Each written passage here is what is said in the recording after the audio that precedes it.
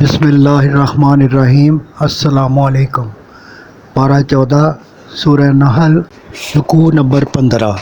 فرمایا، یاد رکھو ایک ایسا دن آئے گا جب ہر کسی کو انصاف ملے گا، کوئی ظلم نہ ہوگا۔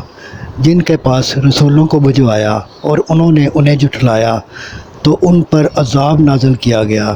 فرمایا، اللہ نے تمہارے لیے حلال اور پاک نعمتیں عطا کی ہیں، اللہ کے اس احسان کا شکر ادا کرو۔ اللہ نے حرام کیا ہے تم پر مردار، لہو، سور کا گوشت اور وہ جس پر بوقت ذبح غیر اللہ کا نام لیا گیا ہو۔ تم اپنی طرف سے کچھ حلال یا حرام نہ کرو، یہ اللہ پر بہتان ہوگا جس کے لیے دردناک عذاب ہے۔